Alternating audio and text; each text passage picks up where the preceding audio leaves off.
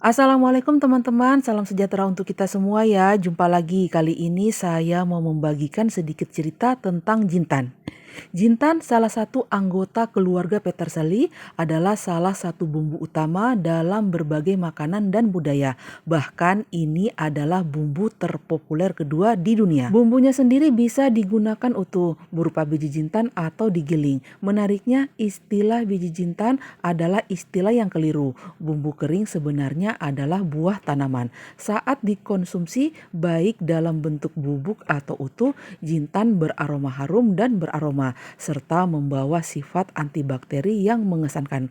Karakteristik ini telah membuatnya dihargai oleh manusia selama ribuan tahun. Diperkirakan manusia pertama kali memanen dan mengonsumsi jintan di Levan ribuan tahun lalu. Meskipun tidak diketahui secara pasti kapan dan di mana jintan pertama kali dibudidayakan, tanaman ini kini ditanam dan dikonsumsi secara global. Popularitas rempah-rempah yang bertahan lama sangat berkaitan dengan kesesuaiannya dengan berbagai masakan seperti yang terlihat dari penggunaannya dalam budaya kuno dan juga di seluruh dunia saat ini.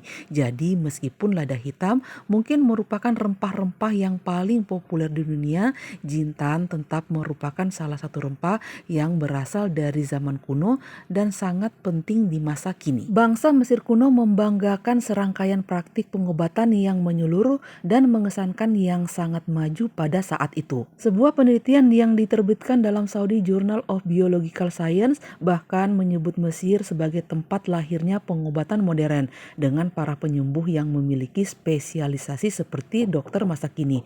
Tentu saja orang Mesir kuno tidak memiliki akses terhadap obat-obatan modern. Sebaliknya, mereka menggunakan berbagai tanaman, herba, dan rempah-rempah, salah satunya adalah jintan untuk mengobati penyakit. Sebagaimana dirangkum dalam penelitian yang sama, jintan memiliki beragam kegunaan pengobatan di Mesir kuno, termasuk sebagai pengobatan masalah gigi, obat untuk mengurangi perut kembung, dan sebagai bagian dari proses enema. Pengobatan Ayurveda kuno yang berasal dari India juga menghargai jintan. Di sini tanaman dikaitkan dengan meringankan hampir semua masalah pencernaan mulai dari kembung hingga disentri menurut Journal of Food Science Technology. Rempah-rempah ini bahkan disebut-sebut sebagai obat untuk meredakan kram menstruasi dan mual di pagi hari serta sebagai cara untuk meningkatkan produksi ASI ibu. Masakan Indonesia identik dengan rasa rempahnya yang kaya. Salah satu jenis rempah yang biasa digunakan untuk memasak ialah jintan.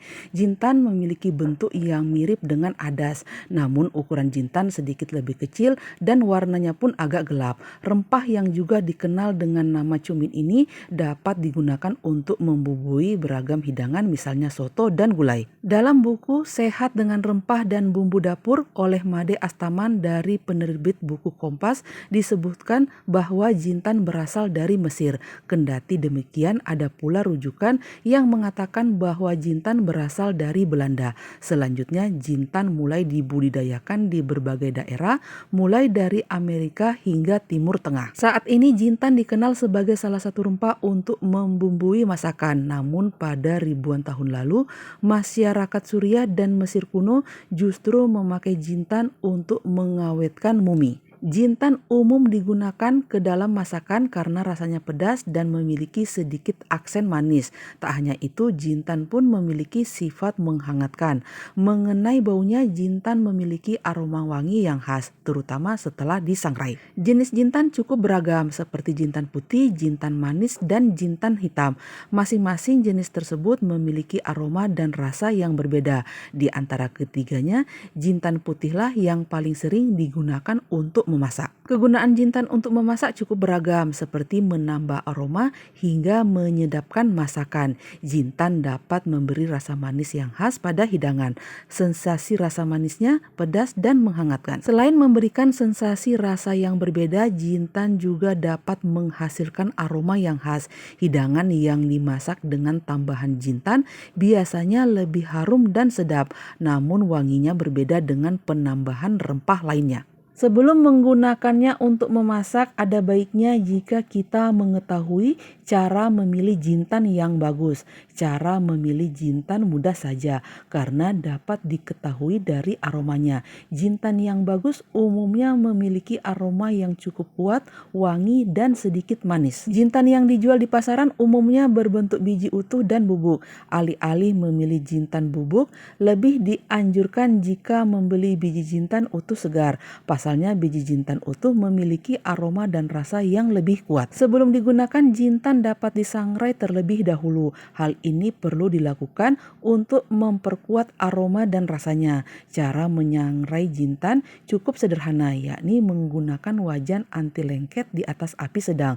Namun pastikan jintan tersebut tidak gosong, sebab jintan yang gosong rasanya menjadi pahit. Setelah disangrai, jintan bisa langsung digunakan atau dihaluskan terlebih dahulu. Cara menghaluskannya yakni memakai grinder atau alu. Kemudian masukkan jintan pada tahap awal memasak supaya aromanya lebih kuat. Kita bisa memasukkan saat proses menumis bumbu halus.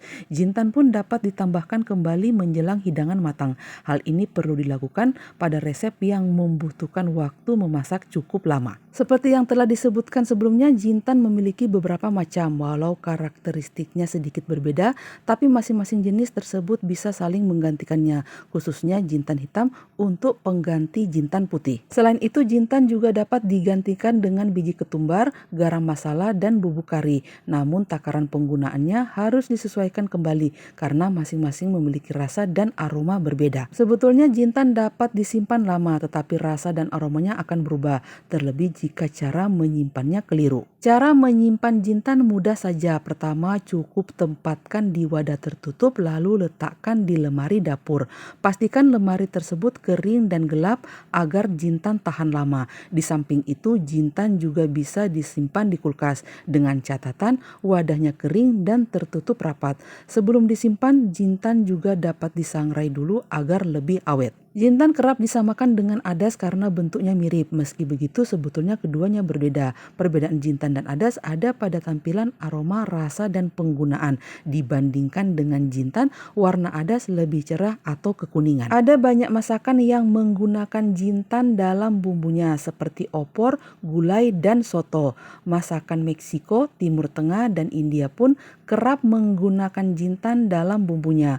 Penggunaan bisa bermacam-macam, baik untuk bumbu, sup, saus, maupun marinasi. Oke lah teman-teman, demikian sedikit cerita saya tentang jintan. Semoga apa yang saya bagikan ini bermanfaat dan bisa menjadi inspirasi bagi teman-teman yang lain dalam menyajikan konten-konten menarik di channel masing-masing. Terima kasih saya ucapkan bagi teman-teman yang sudah subscribe, like, komen, dan share. Semoga kebaikan teman-teman semua dibalas kebaikan juga oleh Allah Subhanahu wa Ta'ala.